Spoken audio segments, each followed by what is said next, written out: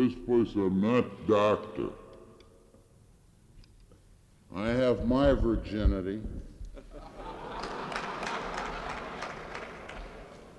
He asks, why did not the mice limit their numbers before they reached this breakdown period? What had happened was this was in Calhoun's experiment with the mouse universe. What Calhoun had done was it was an ingenious device.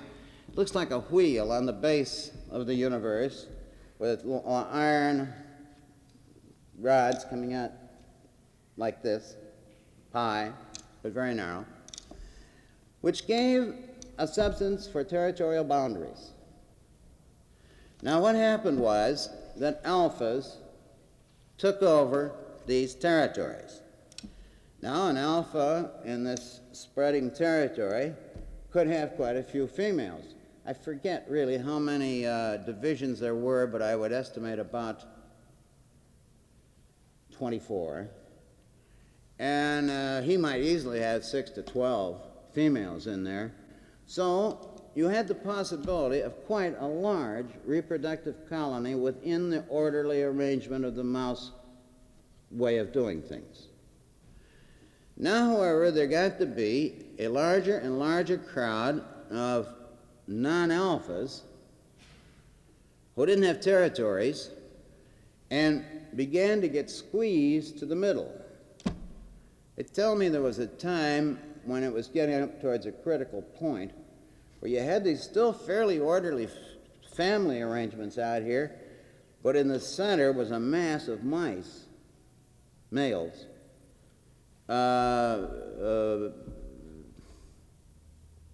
like a kind of live white fruitcake. And they were the discards. Now you came to a point where the alphas could no longer control their territories. As long as they controlled the territory and the female had her male, it was okay. But they began to spill over. And it didn't happen all at once. But this was when the increase began to decrease, if you know what I mean. Your curve began to flatten out. And when it went bang, it was when you got to a point when no alphas could any longer control a territory. And you just then, by then, you just had mice all over the place. Then reproduction had to stop. And I would assume, applying the principle of the Bruce effect, that by now it was impossible for a female to get impregnated by a male without having another male around whose unpleasant odor would bother her within a minute or two. That is, I understand the way the process went. They're still putting the figures together.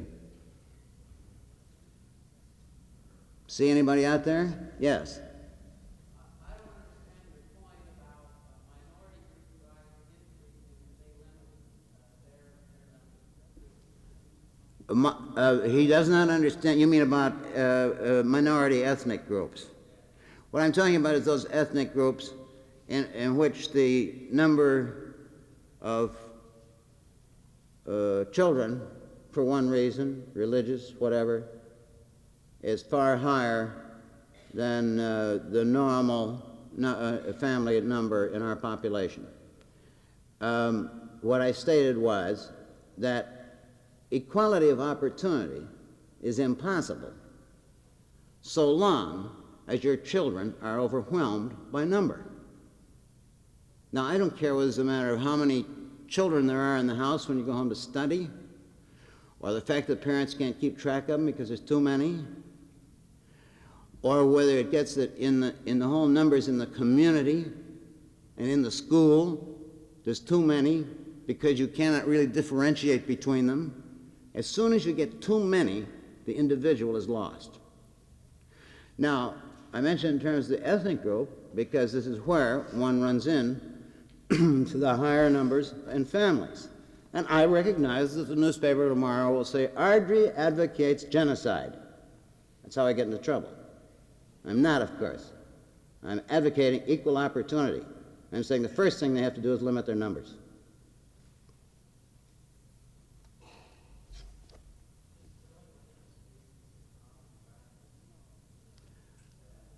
No, he asks, is killing within the species, you mean like one crocodile killing another crocodile? Is this common? No. And that's another lecture. If you want me to come someday, okay, but I'll talk about aggression and violence. I was talking about it Sunday with the great Dr. Louis S.B. Leakey out in Pasadena. And one thing we agree on entirely is that it is part of the uniqueness of man that we kill our own species. I'm talking about, I guess you would say, not accidental. There is naturally a certain mortality in any species where the cub just happened to get in the way of the fang, you know. He didn't mean it.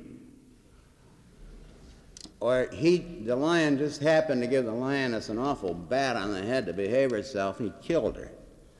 We do this with frying pans and things like that. But when you talk about really lethal relations between individuals in a species, it is very rare.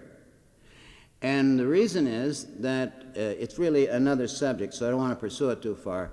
But in animal species, you have so many means of ritualizing aggressions so that you get awful mad and you have an awful lot of fun, but you just don't kill them or her. You get the excitement, like the famous case of Tinbergen's herring gulls, who in little territories this big, like the gannet colonies, two proprietors get so furious at each other, you would think they would have heart attacks, and they get to a certain limit, and then they both reach down and start tearing up grass, and they take it out on the grass. There's a displacement activity, but there's so many ways animals have of avoiding the final lethal confrontation. We, along the way, have lost, as we have lost our more or less instinctual means of limiting numbers, so we have lost our instinctual means of ritualizing aggression. There's more to it than that, I think, but as I say, that's another subject. But it's very rare. However, this business of infanticide is definitely, in some species, a means of limitation of the young. And until the missionaries got working, in most primitive tribes, it was a very important means of limiting numbers in human populations, too. Yes?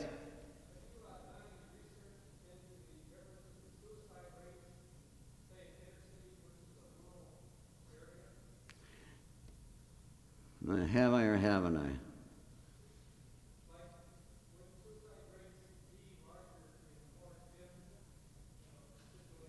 I doubt it. I'll tell you why I doubt it. I don't know. But I do know about something else. You're probably aware that in Sweden, you have the highest suicide rate in the world. Well, the championship goes back and forth between Sweden, Switzerland. Berlin is awful these days. That's a special case because it's a very old population. Sweden and Switzerland are usually out there ahead. I mean, our efforts at suicide are just feeble. I'm embarrassed.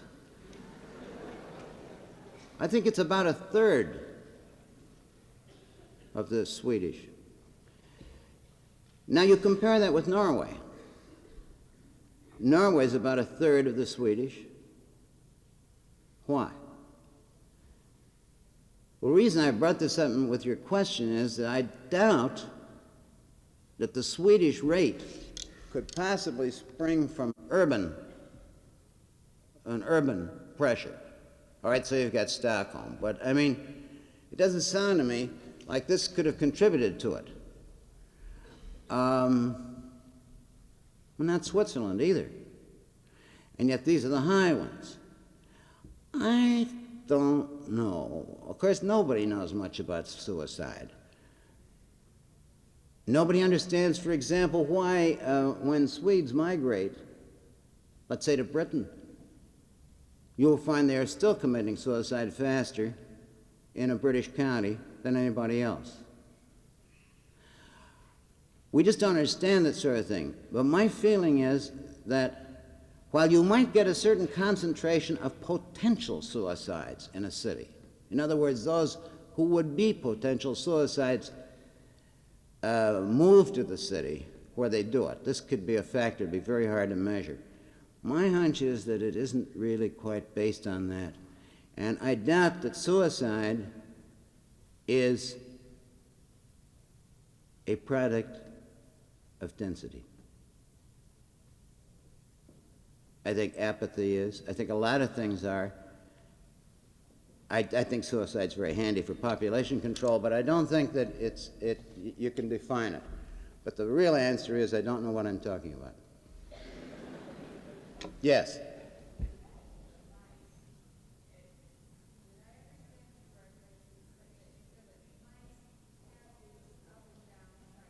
No. No. She asks, did I say that mice had the up and down cycles like the lemming and the hare, vole, others? No. The mice, being territorial animals, well, although that's not necessarily the answer, because you find such strange variations from species even to related species. And the mice are definitely related to the lemming. They're all the Muridae? Huh? Yeah. Same family. Now, no, mice have got things worked out orderly enough so that under a normal situation of mouse living, there will be, with the territorial control, only a certain number of baby mice. And what I, of course, was describing was this condition of an experiment, where what you did was to see what would happen if you broke it to a point where the control fell over. And then, of course, you got this weird thing where mice truly ceased to be mice. Yes?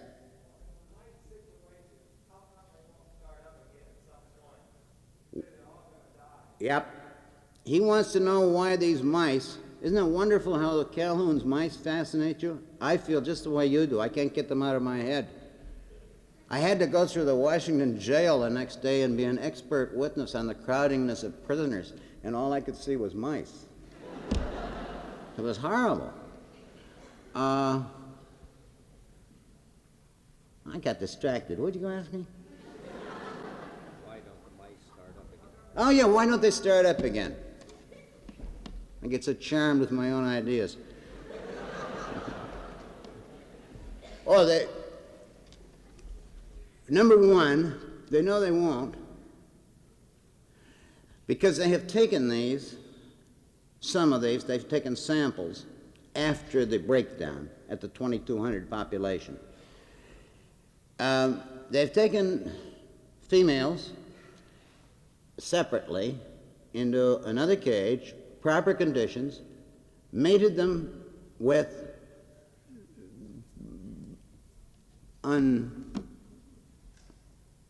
mousy mice, with males who were still all right. In most cases, they failed to mate, but in some cases, they did succeed in mating them and impregnating them, but not a one ever had a live birth. So to begin with, they know they won't. Now, then you have to start the guessing contest, which is a normal thing in biology. Why? Well, evidently, we have come to know so much more about the biology of behavior.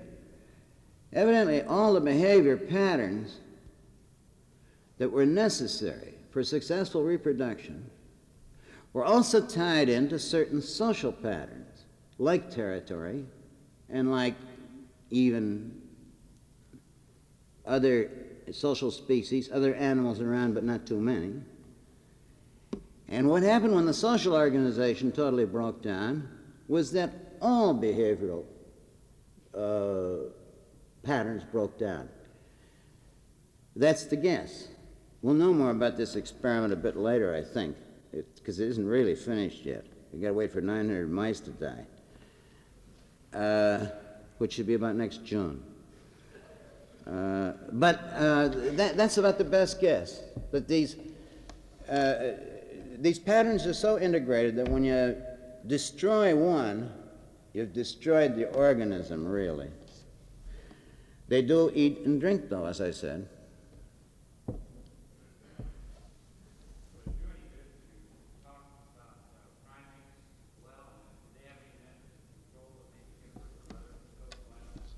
Yes, for example, if you will read very nearly the best book of the season, and I do not mean B.F. Skinner's,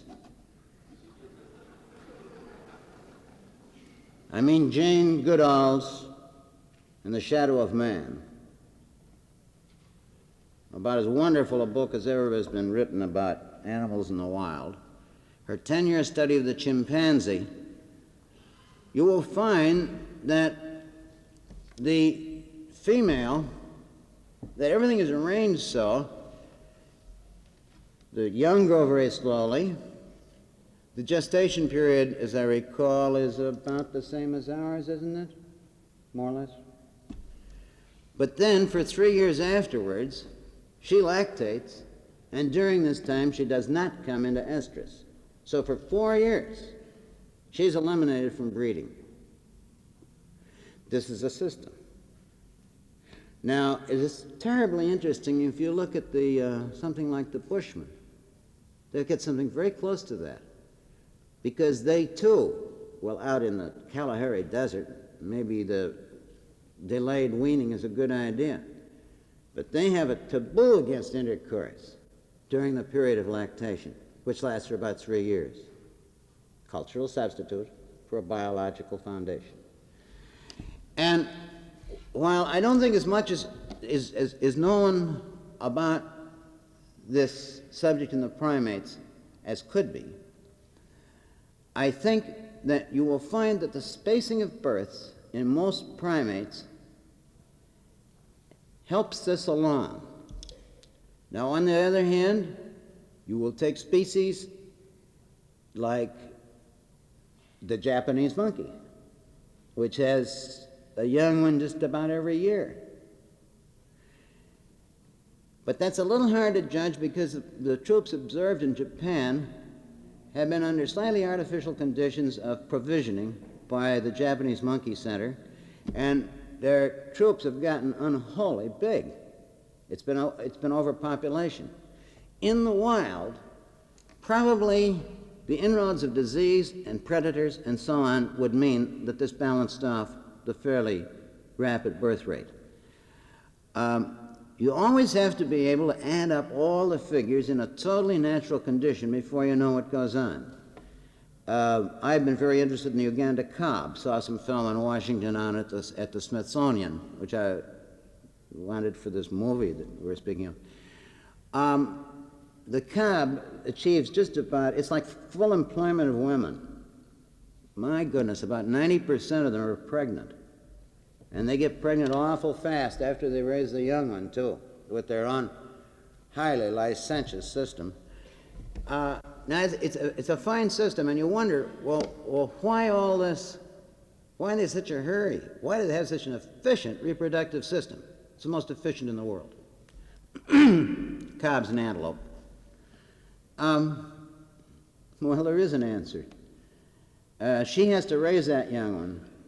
The males are either on the stamping ground, fornicating like mad. They're often an all-male group playing poker, psychologically castrated, couldn't care less about anything. And the females join in little herds, and they're rather delicate animals, half the size practically of the males, each with their young one. The loss to predators is terrific. And that's why you gotta have full employment of females. Usually you find a reason. But I don't think this side of the primate behavior, despite all the primate studies, has been fully enough looked into. I want to see if there's anybody out there in the boondocks. Yeah. Yes. The war may be too slow, but nuclear war is, why wouldn't that be an efficient economic means of population? That isn't population control, that's population elimination. Yeah. No, that's the trouble with nuclear war. It's like I frequently say war is obsolete. Catastrophes aren't obsolete. But war, as we've always known war is obsolete, and in our bones we know, and that's why one reason we're so impatient with these idiot wars that go on in rather strange places yet, because obviously they're going to settle nothing, and everybody's going to lose. But there's only one kind of war that amounts to anything, and that's nuclear, and that's not war. That is species suicide. This we know, and this is why all sides do their best to avoid it. I don't think there'll ever be a nuclear war, incidentally. Nobody asked me, by the way, but I always pop off. I don't think there'll ever be a nuclear war on purpose, because the enormous, powerful instinct to survive vetoes my lesser urges. But I said on purpose. I don't see how in a few hundred years, with the stuff lying around, we could avoid a nuclear war by accident or psychopathy. Sir?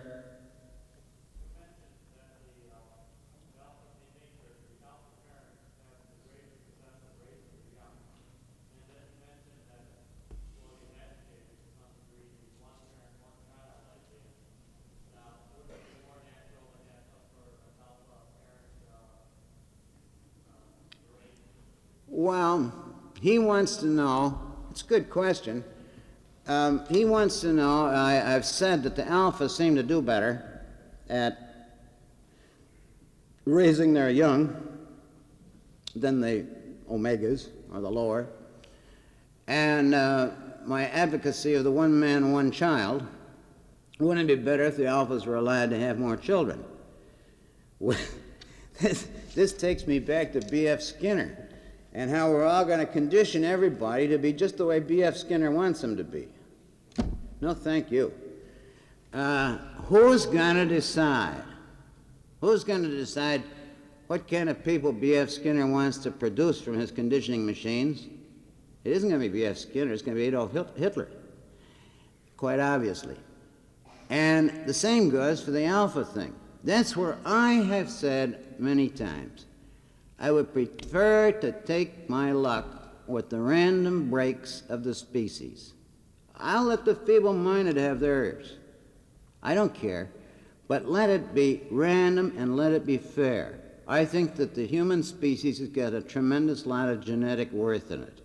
And I think you have a fair distribution, you'll always come up with something pretty good. You'll come up with some pretty interesting people. You'll come up with some pretty dreadful ones. But that's the way we are. I go with that. I don't want to see an unbalance in favor of somebody's idea of who's an alpha. The man with the most money? The tallest man? The man who can have the most children? That's what makes him alpha in some societies. I don't want to see something like that because I don't want to see somebody having to decide it. I would rather just say, let's do it. Democracy is a pretty lousy affair most of the time, but it's the best we've got. And it's probably the best we'll ever have. So this democratic thing about the number of children seems to me certainly not the best of all possible worlds, but a better one. I have a phrase in the social contract when I refer to the philosophy of the possible. And I think this is part of the philosophy of the possible.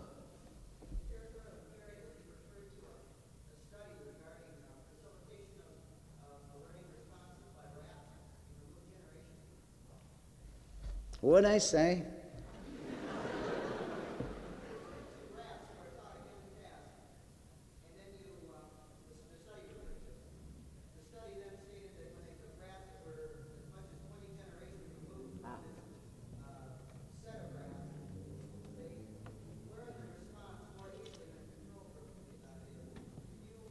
Yeah, no, it wasn't learning.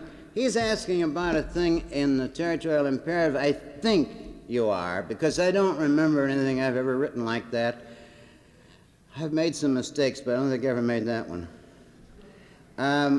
Where the facility, let's say, rats were taught a certain task.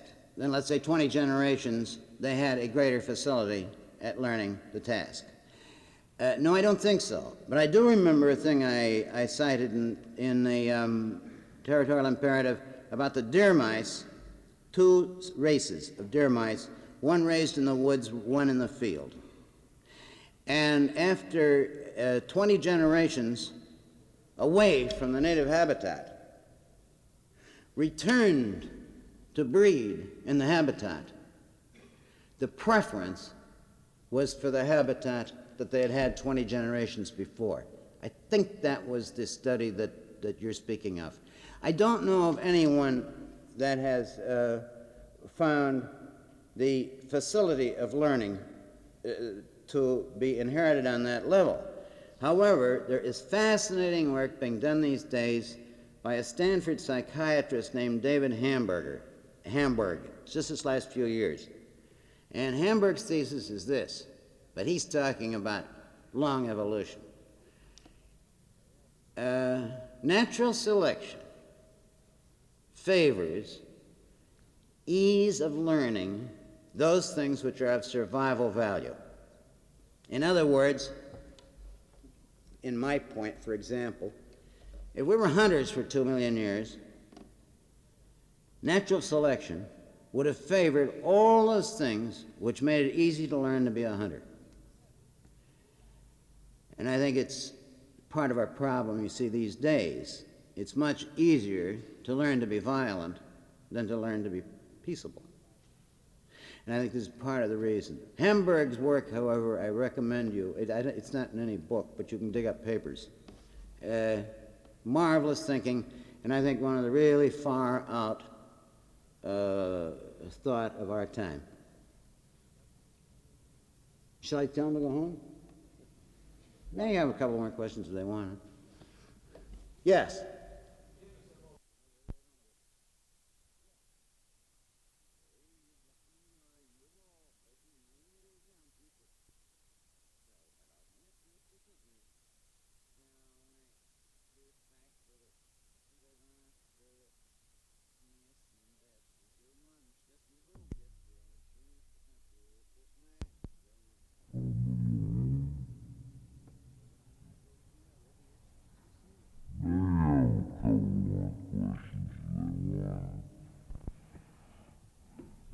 Yes.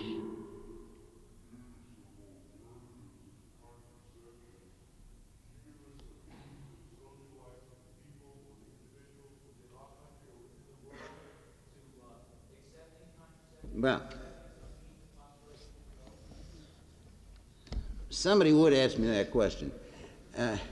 He asked, can I suggest means of, I guess you mean persuading, socializing people to accept contraception throughout the world.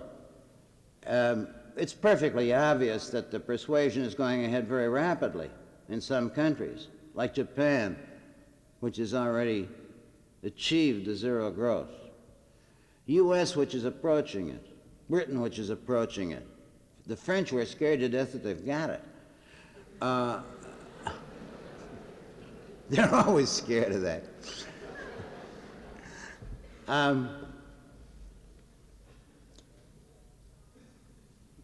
hedged, if you'll remember, by saying that it'll be a generation before we come to this compulsory idea. I hedge in the same way when it comes to getting other peoples, and of course the problem peoples of the world, like in Latin America, Mexico, Southeast Asia, India. China will probably take care of itself pretty well because you'll just get bundled off if you have too many children. It'll take care of you. The great advantage of a police state. How you gonna get some of these countries to do it? India wants to, for heaven's sake. Egypt doesn't want to. You know what I say about Egypt? No more wheat. When you make a little advance at the business of cutting down your population, we'll start giving you wheat again. I would be very tough about this. They want more Egyptians to fight the Israeli with or whatever. They want more Egyptians and contraception in Egypt. It's absolutely no, sir. Verboten. And, of course, so it's one of the problem countries of the world. Well, I'm sorry, but I see no reason to give any foreign aid to a country that makes not even a move to control its numbers. India's trying like anything, and we should help them much harder and stop all this hypocritical footsie under that we play, helping people on contraception and pretending we aren't. You know, crash programs, hundreds of millions for this. Education, materials, everything. Well, I don't know if that's going to answer the question. But we are going to have to try every means in the world. But the means that's going to hurt worst is that we're going to have to start getting honest with ourselves. Did I see another question over this way? Yes. In reference to your previous question that you answered in relation to the mice and the grassland, woodland experiment, Yes. if you're referring to the Paramiscus experiment with Verdi, Bacillus, the grassland and woodland species, it's my understanding of this experiment that after 30 generations away from the wild, the mice indeed did not select the normal habitat. But if they were released in the grass and they were normally a woodland subspecies, they could stay in the grass and vice versa. No, there was a second experiment made. This was all at the University of Michigan, I think you mean, don't you? Because their first results showed something like that the ones who had been out of the original environments for 20 generations didn't seem to show very much. You remember they built I'm sorry, I didn't repeat your question. He thought that the answer that they got at Michigan was different from the answer I gave to this gentleman here. And that in fact after, I don't think it was 30 generations, not quite that much, but after so many generations, the animals seemed to make their peace with whatever environment they were put into. That is incidentally a paper I would have to review to be really sure of. But my impression of it was this, that when they first simply put these mice, the deer mice, out into a very long pen with sections, partly in the woodland, partly in the grassland, and they had ample opportunity to go back and forth. When they first tried this, there didn't seem to be much preference. But when it came to breeding, it was a different thing. And for example, the woodland deer mice who bred in the woodland, their young had absolute preference for the woodland. Woodland deer mice that bred in the grassland, their young were 50-50. But in fact, what happened was that in one generation, the original preference was renewed. It was not in the individual. And in that, I think you're quite correct. The individual actually taken out and given the preference it didn't happen. But if he bred in the woodland, then immediately the old yearning was restored. I think these people should go home. They need sleep. And I don't.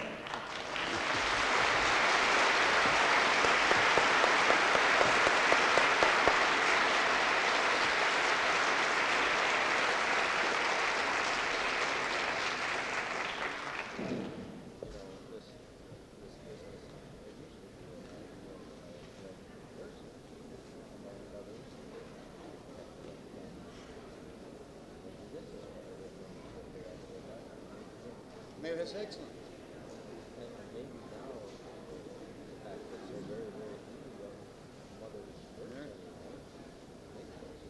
Incidentally, I don't know. I've heard